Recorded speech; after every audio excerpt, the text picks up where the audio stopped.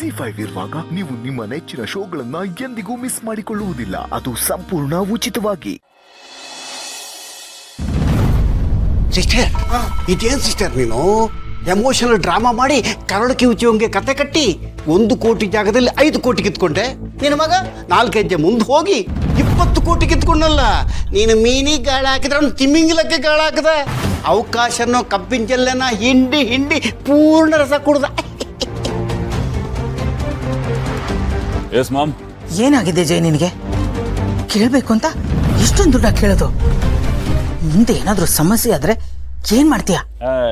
ಸುಮ್ನಿರೋ ma'am, unnecessary tension ಮಾಡ್ಕೋತೀಯ ನೀನು. Ma'am, ಏನೋ ಈ ಪುಡಿ ಗಾಸು ಜುಜುಬಿ ಲಕ್ಷ್ಯ ಅದು ಇದು ಅಂತ ಕೇಳಿದಿದ್ರೆ ನಮ್ಮನ್ನ ಅಲಕ್ಷ್ಯ ಮಾಡ್ತಿದ್ದ ಅವನು. ನಮ್ಮ ಸೀರಿಯಸ್ ಆಗಿ ತಗೋತಿರಲ್ಲ, ಯಾವ್ದು ಪುಡಿ ರೋಡಿ ಅನ್ಕೊಂಡಿರೋನು. ಅಮೌಂಟ್ ಜಾಸ್ತಿ ಆದ್ರೆ ನಮ್ಮ ರೇಂಜು ಜಾಸ್ತಿ ಆಗುತ್ತೆ ಅಂಡ್ ಅವನು ನಮ್ಮನ್ನ ಸೀರಿಯಸ್ ಆಗಿ ಕನ್ಸಿಡರ್ ಮಾಡ್ತಾನೆ. ಅದು ನನ್ನ ಪ್ಲಾನ್. ಬಟ್ ಜೈ, ಇದು ಸ್ವಲ್ಪ ಜಾಸ್ತಿ ಅಂತ ಅನ್ನಿಸ್ತಾ ಇಲ್ವಾ ನಿನಗೆ? ಡೋಂಟ್ ವರಿ ಮಾಮ್, ಎಲ್ಲ ಕರೆಕ್ಟ್ ಆಗಿದೆ ಅಂಡ್ ಆ ಕ್ಲಾರಿಟಿ ನನಗಿದೆ. ಮಾಮ್, ಹೊಡೆದ್ರೆ ಆನೆನ ಹೊಡಿಬೇಕು ಅಂತಾರಲ್ಲ, ಆ ಮಾತು ನಿನಗೆ ತುಂಬಾ ಚೆನ್ನಾಗಿ ಗೊತ್ತಿದೆ. ಮಾಮ್, ಅವಕಾಶ ಅನ್ನೋದು ಆಕಾಶ ಇದ್ದಾಗೆ. ಅದನ್ನ ಬಿಟ್ಟು 30-40 ಸೈಟ್ ತಗೊಂಡು ನನಗೆ ಇಷ್ಟೇ ಸಾಕು ಅಂತ ಬೇಲಿ ಹಾಕೊಂಡು ಕುತ್ಕೋಬಾರ್ದು. ಅದು ದಡ್ಡತನ ಆಗುತ್ತೆ. ನೀನೇ ನೋಡ್ದೆ ತಾನೆ, 20 ಕೋಟಿ ಅಂತಿದಂಗೆ ಬಿಗ್ ಬ್ರೋ ದೂಸರಾ ಮಾತಾಡ್ದೆ ಎಷ್ಟು ಬೇಕಾದ್ರೂ ಕೊಡ್ತೀನಿ, ನನ್ನ ಮಗು ಸೇಫ್ ಆಗಿರ್ಲಿ ಅಂತಂದ. ಇಂಥ ಅವಕಾಶ ಮತ್ತೆ ಮತ್ತೆ ಸಿಗಲ್ಲ ಮಾಮ್. ಸಿಕ್ಕಿದಾಗ ಬಾಚ್ಕೊಂಡ್ ಬಿಡ್ಬೇಕು. ತಲೆ ಕೆಡ್ಸ್ಕೋಬೇಡ, ನೀನು ಆರಾಮಾಗಿರು. ಇಷ್ಟು ಈಸಿಯಾಗಿ ತಗೋಬೇಡ ಜೈ. ಇದರಲ್ಲಿ ನಾನು ಇನ್ವಾಲ್ವ್ ಆಗಿದ್ದೀನಿ, ಅದನ್ನು ಮರಿಬೇಡ ನೀನು. ಏನಾದರೂ ಎಡವಟ್ಟಾದ್ರೆ ನಾವೆಲ್ಲರೂ ತಲೆ ಕೊಡ್ಬೇಕಾಗತ್ತೆ. ನೀನೆಷ್ಟು ಕೇರ್ಫುಲ್ ಆಗಿದ್ರು ಸಾಲದು ಜೈ. ಮೊದಲೇ ಅವನಿಗೆ ಮಕ್ಕಳು ಅಂದರೆ ಪ್ರಾಣ. ಮಗು ಅಂದರೆ ಅವನು ಯಾವ ಹಂತಕ್ಕೆ ಬೇಕಾದ್ರೂ ಹೋಗ್ತಾನೆ. ಜೈ, ಮಗುಗೇನು ಆಗಿಲ್ಲ ತಾನೆ? ಸೇಫ್ ಆಗಿದ್ದಾಳೆ ತಾನೆ? ಹಾಂ ಮಾಮ್, ಸೇಫ್ ಆಗಿದ್ದಾಳೆ, ಆರಾಮಾಗಿದ್ದಾಳೆ, ಏನು ತೊಂದರೆ ಇಲ್ಲ. ಮಾಮ್, ಅವಳು ನಮ್ಮ ಪಾಲಿನ ಮಹಾಲಕ್ಷ್ಮಿ ಮಾಮ್. ದುಡ್ಡಿನ ಮಳೆನೇ ಸುರಿಸ್ತಾಳೆ ಅಂತವಳನ್ನ ಕರೆಕ್ಟಾಗಿ ನೋಡ್ಕೊಳಲ್ವಾ? ನೋಡು, ಜಾಸ್ತಿ ಮೈ ಮರಿಬೇಡ, ಹುಷಾರಾಗಿರು. ಅವಳು ಚಿಕ್ಕ ಮಗು ಅಂತ ನೆಗ್ಲೆಕ್ಟ್ ಮಾಡಕ್ಕೆ ಹೋಗ್ಬೇಡ.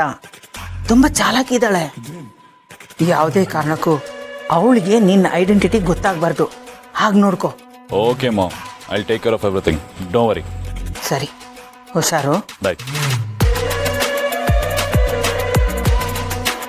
ಸಮಾಧಾನ ಮಾಡ್ಕೋ ಸುಧಾ. ಸುಜಾನ್, ಏನು ಮಾಡೋದೀಗ?